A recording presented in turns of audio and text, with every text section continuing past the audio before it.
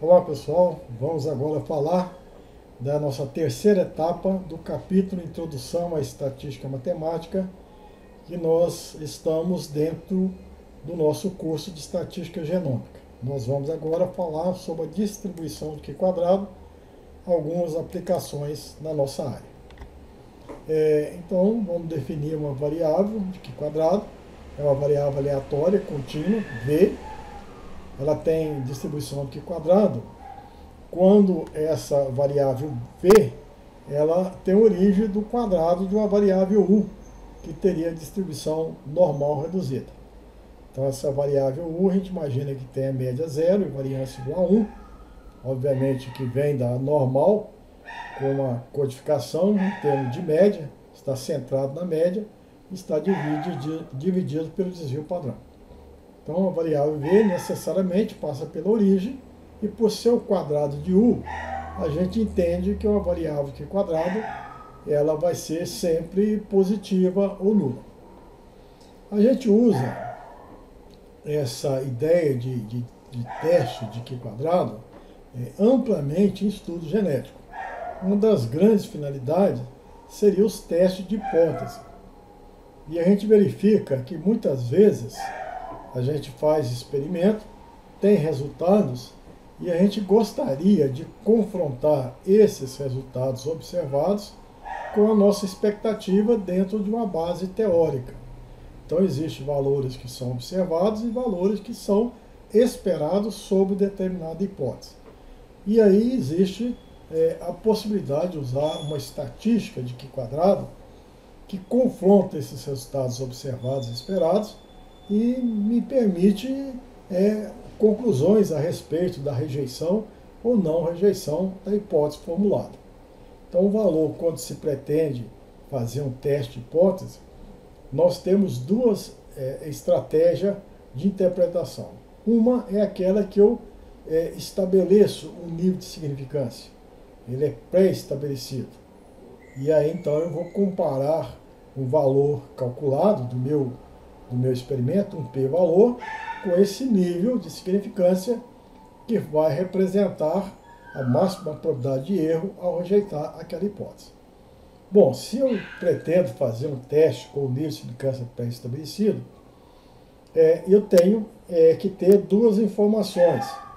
Uma primeira informação a respeito do Q² que a gente chama Q² calculado. É dado por essa expressão. É um somatório, considerando várias classes, do observado, menos esperado, tudo ao quadrado, dividido pelo esperado.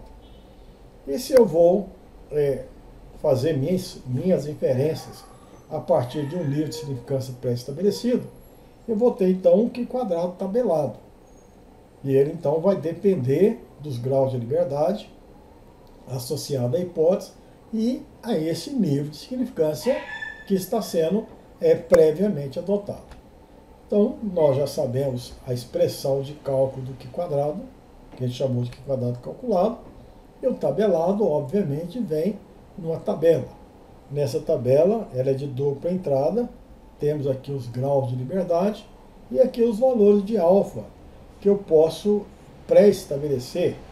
Esse alfa, então, representa o meu erro máximo, que eu admito ter se tomar a decisão de rejeição da hipótese.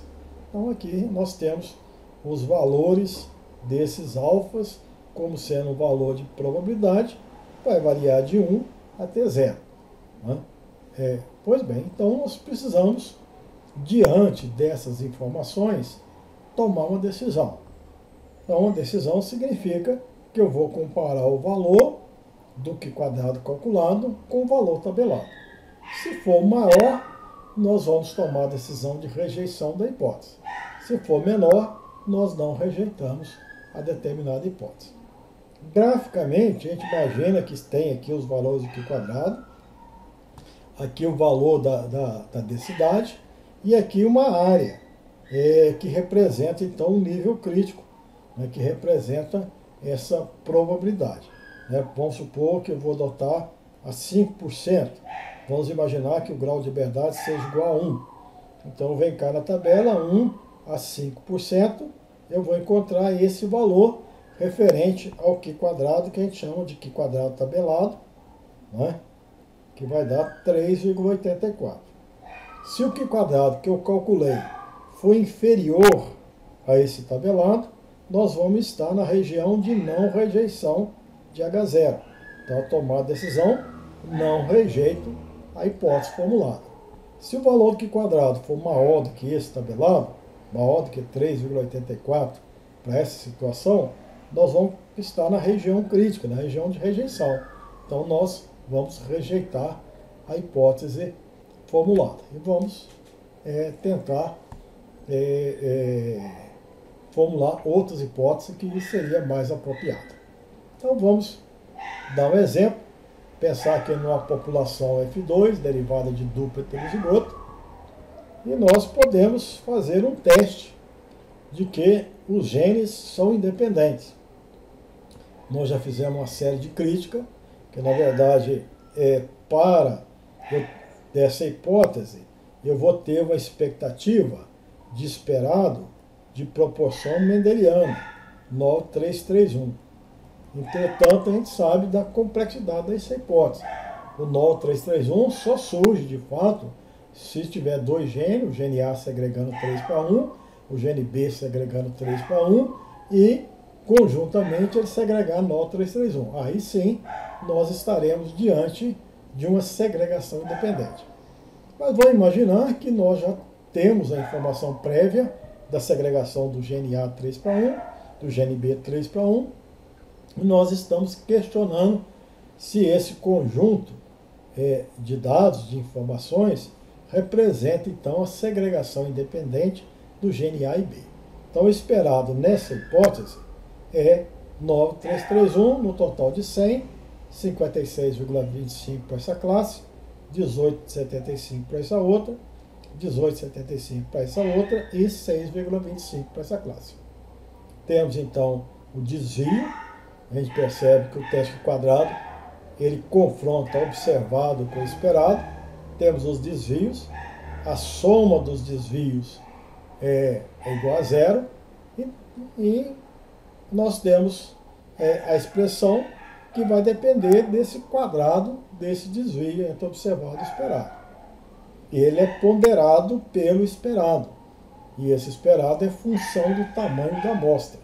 Então, nós podemos ter um desvio de 10, que pode ser grande ou pequeno. Então, você esperava 5, veio 15, pode ser grande, porque o tamanho da amostra é pequeno. Mas se você esperava 1.000 e 1.010, pode ser que esse 10 seja um desvio pequeno. Então, existe aí uma ponderação, uma divisão pelo esperado, tornando o Q quadrado sensível a duas coisas: as diferenças entre observado e esperado, e também ao tamanho da amostra. Então, nesse caso, nós temos aqui um valor de Q quadrado de 30. Os graus de liberdade, para eu estabelecer esses valores aqui esperados, eu preciso conhecer o valor de N, que nesse caso é igual a 100. Então, eu perdi um grau de liberdade pela necessidade de conhecer esse 100. Então, o grau de liberdade é o número de classes que eu preciso gerar, que são 4, mas eu precisei de uma informação da minha amostra relativa ao tamanho, que é igual a 100. Então, o grau de liberdade é igual a 3. Se eu entrar numa tabela, vou ver os graus de liberdade de 3. Se a minha tomada de decisão e eu pré-estabeleci um nível de significância de 5%, o valor tabelado será de 7,81. Basta, então, comparar o valor calculado com o valor tabelado. Como o valor calculado é maior do que o tabelado, nós vamos imaginar que nós estamos na região de rejeição, que quadrado, então, caiu nessa área que é maior, então nós teríamos a condição de rejeição da hipótese. Então, é fácil de tomar a decisão e eu vou procurar aprofundar meus estudos. Se eu disser que eu rejeito a hipótese de ser independente, eu vou então estar apontando em direção a uma evidência de ligação fatorial. Vou calcular a distância, vou me informar sobre fase de ligação e tudo mais. Então eu vou, a partir daí, prosseguir meus estudos. Existe uma outra maneira. E eu não pré-estabelecer, não há por que eu estabelecer 5%, 10%, 15%. Na verdade, eu preciso estimar o valor de P associado à hipótese. Então o que eu devo fazer? Eu sei os graus de liberdade. Eu sei o valor da estatística aqui quadrada. Foi 30,0977. Isso significa que deve existir um p-valor. E esse p-valor eu vou conhecê-lo. Né? Vou calcular uma área sobre a curva, considerando a função densidade e probabilidade, e vou então obter esse valor. Então, existem computadores que nos fornecem facilmente esses valores. Né? Eu posso entrar em qualquer procedimentos e fornecer o valor do Q quadrado que eu estimei, 30,0977, usando aquela expressão. Os graus de liberdade eu sei estabelecer, nesse caso foram 3, e tem o valor P, o valor já dado em porcentagem, aqui não está em porcentagem, é 1,31 elevado a menos 4, 10 a menos 4. Então veja que é um valor muito pequeno, tá certo? E eu então, em cima desse valor pequeno, ele traduz a probabilidade de erro ao rejeitar H0. Então, se eu rejeitar essa hipótese, o meu erro é mínimo. Então, se o erro é mínimo, eu vou tomar a decisão de rejeitar, porque eu estaria pouco errado ao tomar uma atitude como essa. Então, eu vou dizer que rejeito a hipótese e vou ir em direção de uma provável ligação fatorial entre os gene A e B. Nós podemos usar o Q quadrado em várias situações. Né? E muitas vezes nós vamos ter que trabalhar aqui com diferentes populações, tais como F2, retrocruzamento, duplo haploide, com diferentes marcadores, e eles vão ter que segregar de acordo com a lei mendeliana, a lei da segregação. Então eu vou fazer vários testes para cada um marcador, certificando que de fato o entendimento sobre eles está à luz dos princípios básicos da genética, da meiose, da segregação e tudo mais. E nós vamos perceber que esse teste quadrado ele é bastante interessante por ser sensível ao tamanho da amostra e por fazer esse confronto entre observado e esperado. Vamos imaginar que é uma população de retrocruzamento, onde eu estou analisando 500 indivíduos. E desses 500, 260 apresentaram a presença da banda e 240 a ausência. Como se trata de uma população de retrocruzamento, o retrocruzamento, vamos imaginar de um gene, um pai 1, a gente vai pensar que um dos genitores, por exemplo, é um genitor que é a grande, com outro genitor a pequeno, obteve-se a F1, a grande a pequeno, e agora está fazendo o retrocruzamento, que é o cruzamento com um dos genitores. E aí, então, eu espero, né, que a segregação ocorra de forma mendeliana e teria, então, a população, se não houvesse nenhum problema, com a segregação do tipo 1 para 1. Metade deveria ser com a presença e metade sem. Então, como aconteceu 260 para 240, o esperado era 250 para 250. Eu tenho aqui o valor do Q quadrado, que é 0,8. Grau de liberdade igual a 1, são duas classes, mas eu precisei do tamanho da amostra para ter a informação desses esperados. Então, grau de liberdade igual a 1, p-valor. Se eu procurar recorrer aí a um aplicativo, ele vai me dizer que é 37,11. Se eu considerar esse valor alto, eu teria um alto erro se rejeitasse a hipótese. Como eu não quero ter alto erro, seria prudente a não rejeição. Então veja que esse é um confronto entre observado e esperado. Se eu estivesse analisando a proporção, 260 em 500 é 52%. 240 em 500 48%.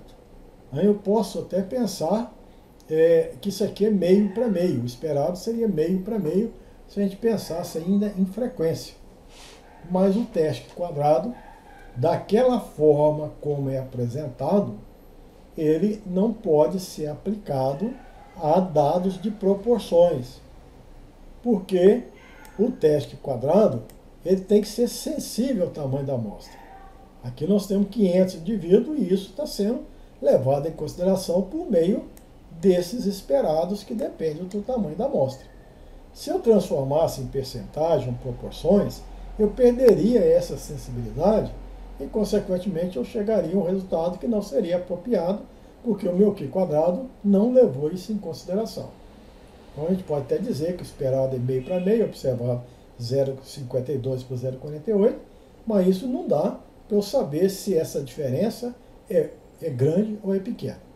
Veja, se eu tivesse feito um outro experimento, né, envolvendo aí também um reto cruzamento, e só que agora eu fiz, a única diferença é que eu analisei, ao invés de 500 indivíduos, eu analisei 5 mil indivíduos.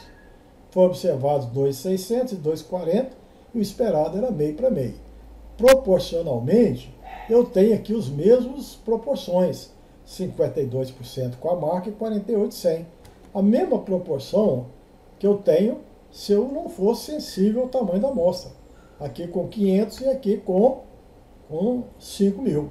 Mas agora eu vou fazer o teste quadrado levando essa informação em consideração. Então vou confrontar, vou ter desvios e desvios proporcionais ao tamanho da amostra.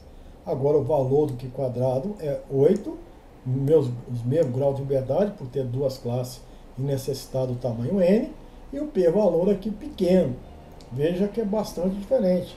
Esse baixo valor significa que eu teria pouco erro, né? Então eu não vou contrário a essa primeira intenção da rejeição. Então nesse caso aqui eu rejeito, e nesse caso anterior aqui há uma sugestão de não rejeição. Em termos de proporções, os resultados são idênticos. Em termos de conclusões, é exatamente o oposto. Essa primeira eu não rejeito e essa segunda eu tenho uma indicação de rejeição da segregação 1 para 1. O que diferiu o primeiro resultado do segundo resultado é o tamanho da amostra. Na primeira, eu considerei apenas 500 indivíduos. Na segunda situação, eu considerei 5 mil indivíduos. Isso é importante que o teste seja sensível. E isso faz parte do nosso sentimento, né? Se eu lançar uma moeda para cima, eu posso até não questionar a moeda, o lançamento, de sair, por exemplo, 7 caras e 3 coroas. Isso é um resultado que, para mim, é bem satisfatório. Mas o meu sentimento vai mudar se eu lançasse 1000 vezes e saísse 700 caras e 300 coroas. Então, veja, é uma mesma proporção, 70% para 30%, mas à medida que eu aumento o tamanho da amostra, 700 para 300 acaba sendo um valor muito fora daquilo que a gente espera de ser 500 para 500. Poderia ser 550 para 450, mas 700 para 300 é realmente uma indicativa da suspeição de uma moeda que esteja viciada e a chance de cara e coroa não seria meio para meio. Então veja que esse sentimento está bem incorporado na estatística Q quadrado por meio da expressão que nós usamos.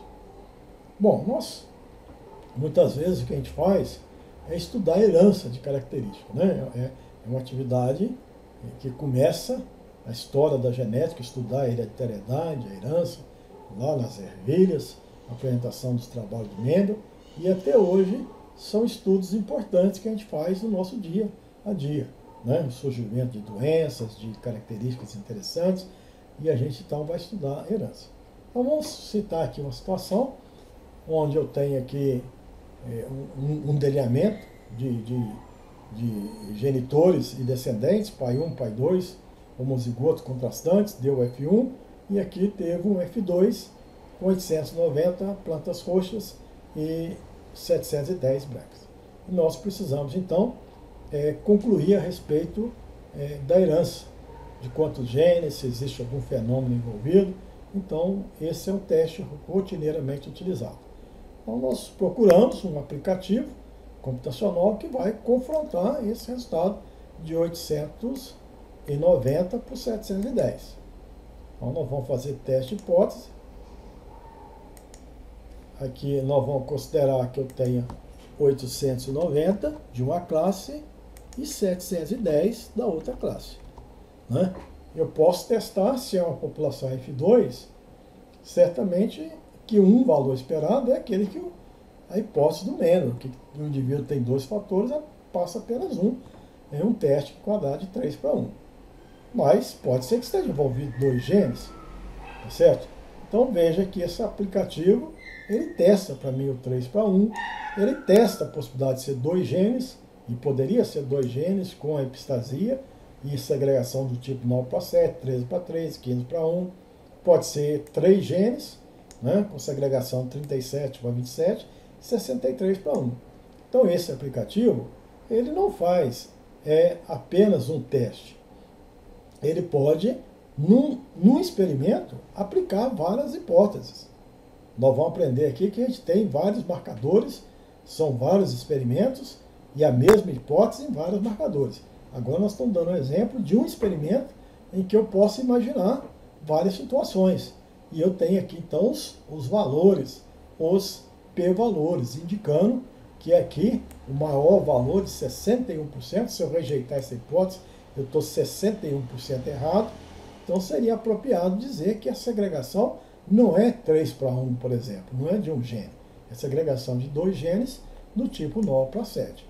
Então, eu posso, por meio desse teste quadrado, revelar que a herança da cor da flor para essa espécie, ela é controlada por 2 genes, interação gênica, esse participa, quando 2 ou mais genes controlam um determinado caráter, nós falamos que existe interação gênica, e a gente então vai dizer que de fato era um cruzamento entre pais homozigotos contrastantes, cruzou esse roxo com esse branco, deu um roxo, mas não condicionado com gênico, 2 genes.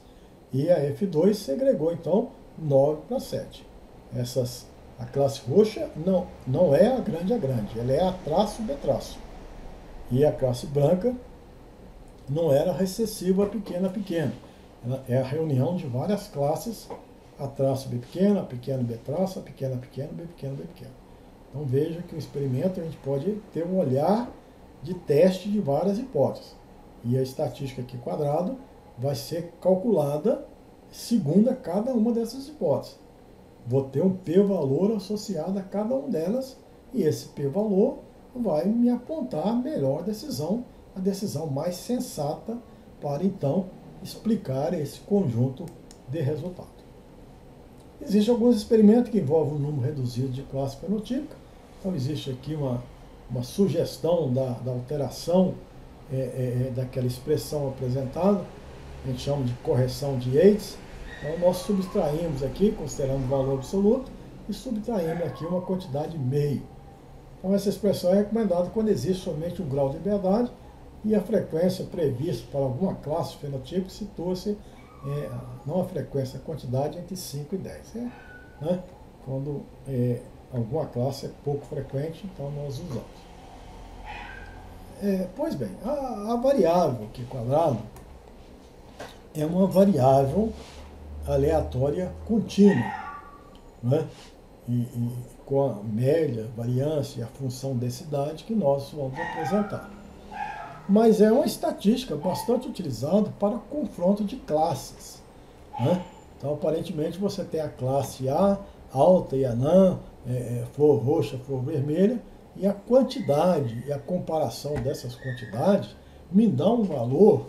Então, essas quantidades que aparentemente são valores discretos de classe, me dão um valor associado a uma variável de Q quadrado, que nasce como sendo o quadrado de uma variável normal reduzida, que essa normal reduzida vem de uma variável normal em que eu centrei na média e dividi pelo desvio padrão. Pois bem, então, vamos supor que eu tenha 2 classes. a classe A e a classe B. Então, e existe a probabilidade dessa classe A, P, e a probabilidade da classe B, que é Q. P mais Q é igual a 1. Aqui são as quantidades observadas, x, y, e a quantidade esperada é 1 e 2. A soma dado igual a n. Vamos supor que eu estabelecesse essa estatística. Uma estatística que eu não sei dar o nome ainda. Uma estatística θ que confronta esse observado com esse esperado. Tá certo? Então, observado, 1 menos esperado 1 dividido pelo esperado. Nesse caso é x, esse esperado aqui, 1 é n, CP, NP. É a minha hipótese de probabilidade é P e Q. NP ao quadrado sobre esperado, NP. E o esperado 2 é N vezes Q. Então, Y menos NQ ao quadrado sobre NQ. Então, se eu considerar que x mais y é igual a n, se eu fizer a substituição do valor de x, né, e o valor de y, então eu posso perfeitamente alterar essas expressões aqui, substituindo o valor de y menos nq, menos, então vai dar menos x menos np, né, que seria y menos nq. Então aqui o negativo subtrai e posso aqui tirar o mínimo comum e chegar nessa expressão. Aqui vai dar npq, x menos np ao quadrado sobre npq. Se x, se a gente pensar que isso aqui era uma variável de distribuição binomial, por exemplo, é a ocorrência dessa classe x, dessa classe A com frequência P, tá certo? Com a quantidade x, né? Que poderia representar aqui o x, a quantidade do evento que representa a classe A, poderia a gente pensar numa variável de distribuição binomial em que x varia de 0, 1, 2, 3 até n. A probabilidade do sucesso de acontecer a classe A de ocorrência x é igual a P. Então a gente poderia pensar que isso aqui é uma estatística que está medindo, né, a ocorrência dessa quantidade x que deve representar uma variável de distribuição binomial. Mas veja que nesse θ, essa variável x está sendo subtraída de uma média de x, que a gente sabe que é np, e dividido pela, certo? Esse quadrado, esse aqui é dividido pela variância, né? Ou seja, pelo npq, que representa a variação. Então, na verdade, esse valor x menos μ dividido pelo desvio padrão, esse aqui é uma variável, como se o tamanho da amostra for grande, nós podemos imaginar que existe uma aproximação da normal, como inclusive já comentamos anteriormente, e representaria então o quadrado de uma normal reduzida, em que se subtraiu a média, dividiu pelo desvio padrão e elevou-se ao quadrado. De fato, essa estatística θ, por definição, passa a ser aquela variável que nós denominamos de variável Q quadrado. Então, essa expressão θ, que a gente utiliza rotineiramente para comparação de classe, nós podemos pensar na Poisson, podemos pensar, quando nós pensamos na binomial, de fato uma operação de subtração de média, divisão pelo desvio padrão, somar e elevar ao quadrado. Por isso que nós, então, falamos que essa expressão de comparação de classes, de categoria, é de fato uma estatística que segue distribuição Q quadrado, que a natureza ela é semelhante à natureza do quadrado de uma variável normal reduzida. Bom, então nós precisamos apresentar, nós não vamos, como já fizemos anteriormente, ter as deduções, mas essa seria a função densidade e probabilidade do Q quadrado. Aqui é a variável V, que tem distribuição de Q quadrado. Aqui vai usar uma função gama, que precisa ser definida, né? Então é dessa forma que nós temos essa função densidade e probabilidade. A gente poderia deduzir a média e chegaria a encontrar um valor que a média da distribuição é o próprio grau de liberdade n. E a variância dada por 2n, duas vezes o grau de liberdade. Bom, para que serve o teste Q quadrado para o nosso curso de genômica? Ele tem várias utilidades, né? Um testar uma hipótese, dentro do experimento, visualizar várias hipóteses e apontar aquela mais apropriada, fazer teste de heterogeneidade. E aqui a aplicação mais ampla, de fato, foi um teste detalhado da ligação gênica.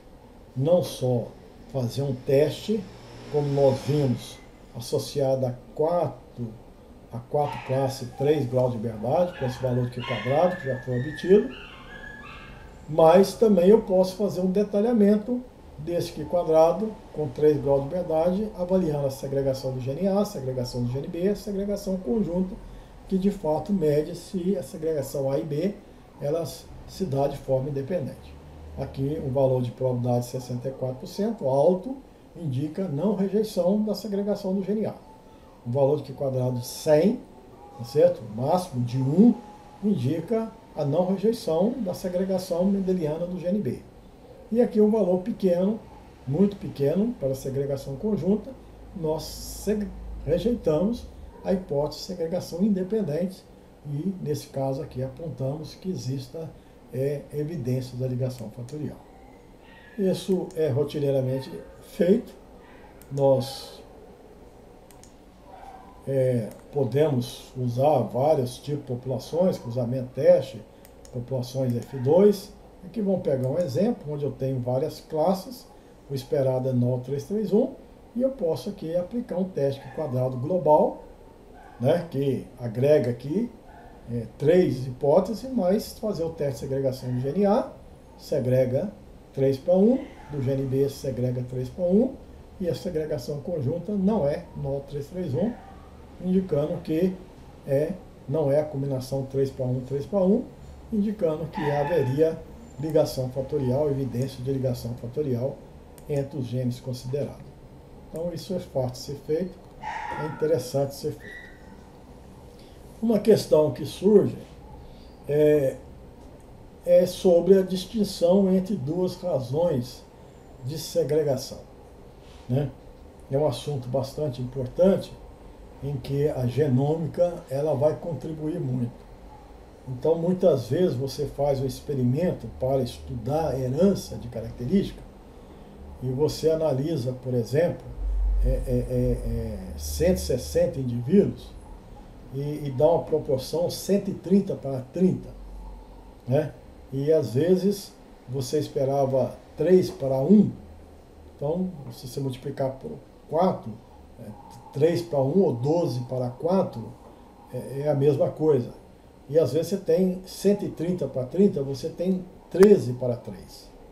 Então se você dizer que a segregação é 13 para 3, significa dizer que o caráter é regulado por 2 genes com a epistasia. Se você falar que segrega 12 para 4, significa a mesma coisa do 3 para 1, que o caráter é controlado por um gene, né? E um fenômeno normal que possa ter dominância completa, não existe epistasia, porque a epistasia só acontece a interação quando 2 ou mais genes controlam o caráter. Veja então que é importante que eu tenha experimentos que permitam eu testar a hipótese, segundo a minha teoria, e não ter ambiguidade. Eu não posso testar a hipótese A e a hipótese B e ser incapaz de tomar uma decisão.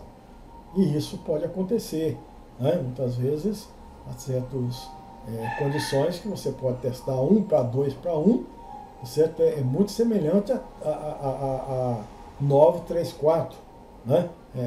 1 para 2 para 1 significa 3, 4 para 8 para 4, né? E 3 para 4 e para 9 é bastante semelhante. Então, como é que nós podemos distinguir uma segregação para outra e tem tantas consequências diferentes? E a gente vai ter que fazer esses testes e a própria genômica vai ajudar a gente achando se o teste quadrado falou que é igual a um gene, eu na hora de fazer o teste QTL eu tenho que achar um QTL. Se o teste quadrado aponta em direção a 2 genes, na hora que eu fizer a análise genômica eu vou ter que achar 2 QTLs. Então a gente vai melhorar a nossa tomada de decisão, mesmo na genética mendeliana, usando aí as nossas análises genômicas, bastante importante. Então muitas vezes é difícil, a gente está dizendo aqui, distinguir uma proporção 3 para 1 para 13 para 3, 9, 3, 4 para 1 para 2 para 1. Então nós podemos chegar a absurdo que os testes quadrados são exatamente os mesmos, empatados. Então vamos pensar aqui no caso 1, onde você está testando a hipótese A1 para A2, por exemplo, 3 para 1, ou 1 para 3. Então você tem os fenótipos, aqui as classes, as quantidades observadas e aqui o esperado. Vamos supor que é 1 para 3 ou 3 para 1. Então é 1/4 para 3/4. Você aqui está sendo colocado de forma genérica, mas esse A1 para A2 você saberia. Isso é 3 para 1, 13 para 3, do jeito que você desejar. Então você vai fazer o seu teste Q quadrado. Então você vai encontrar os desvios e vai encontrar o valor do Q quadrado dado por essa expressão. Você então está testando A1 para A2. Você poderia testar B1 para B2. Lá você testou 1 para 3 ou 3 para 1. Aqui você está testando 13 para 3. O Q quadrado seria uma expressão que só dependeria do B1 e B2. Você pode ter uma condição que os valores do Q quadrado são exatamente iguais. Tá certo? Que condição que é esta? Basta igualar as duas expressões. Basta eu ter um tamanho da amostra determinado e um valor de uma classe, o outro sai por diferença, dado por essa expressão, né? Que é só igualar as duas expressões e isolar o termo de N1 em função de N. Então veja, vamos supor que eu tenho aqui essas duas hipóteses. Então eu constato que pode ser que eu faça um experimento com tamanho N, se N1 for esse valor, 0,2171N, se houver 21, obviamente que não vai sair 21,71, porque isso aqui deveria ser um número inteiro. Mas só para comparar, a gente vai ver que os testes Q quadrado vão ser exatamente os mesmos. Então, se eu fizesse um experimento aqui, saiu 21,71, se pudesse sair fracionário. Então vai sair aqui planta alta, planta anã, cerca de 22, cerca de 78. Se eu testasse a hipótese 3 para 1 e a hipótese 13 para 3, eu ia encontrar valores de Q quadrado muito próximos, praticamente iguais. E, consequentemente, eu fiz o experimento. E esse experimento, eu vou ter que descartar esse experimento, porque ele me chegou a uma ambiguidade. Ele não me permite concluir, tendo em vista que os valores de alfa, de p-valor estimado, são exatamente o mesmo, e eu caí, então, na ambiguidade. Existe uma outra situação em que eles são iguais e exatamente iguais ao valor de Q quadrado a 5%, por exemplo, se eu adotasse um nível de 5%. Então, basta igualar essa expressão a 5%. Então, além de ter o valor de N1 em função de N, eu vou poder estabelecer o tamanho da amostra, que eu corro o risco de duas hipóteses concorrentes ter o mesmo valor. Tá certo? Então, esse tamanho de amostra aqui é 666,57. Se eu trabalhar, nesse caso, com 666, pode acontecer um resultado que eu teste o 3 para 1, que eu teste o 13 para 3, que eu encontro valores de Q quadrado que vão dar p-valores exatamente iguais a 5%. Então eu não sei distinguir uma segregação da outra e nem posso tomar decisão nenhuma, porque a minha decisão ela ocorreria a 5%. Eu não sei se esse valor é maior do que 5 ou se é menor do que 5. Então eu preciso fazer os experimentos que, de preferência, eu não caia nesse impasse de ter 666, de ter igualdade a 5%. Então veja que eu posso fazer aqui uma série de testes, e se eu poderia comparar esses dois testes, como nós já fizemos, e sairia aí a 5%. Então a gente deve evitar tamanho, se tiver duas propostas concorrentes, o ideal seria dimensionar para evitar que eles possam nos proporcionar um resultado que não tenha uma decisão que permite eu apontar novos estudos. Então, se eu não quiser um empate a 666, eu sugiro, a 5%, eu sugiro avaliar o número de plantas que seja, ou de animais, acima de 666. Bom, então a gente apresentou aqui uma série de aplicações do teste Q quadrado.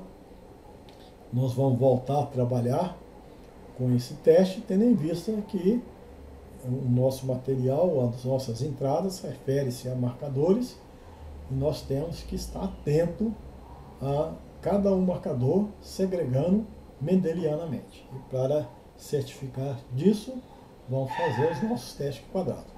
Posteriormente, nós vamos certificar que eles segregam de forma independente. De novo, teste quadrado. De novo, alguns testes de razões de verossimilhança, que vão usar a estatística Q quadrado. Então, esse é um assunto de grande importância para nós que trabalhamos na área de genoma. Por hora é só, muito obrigado. Nós voltaremos no próximo capítulo, falando agora sobre alguns aspectos da genética. Até lá.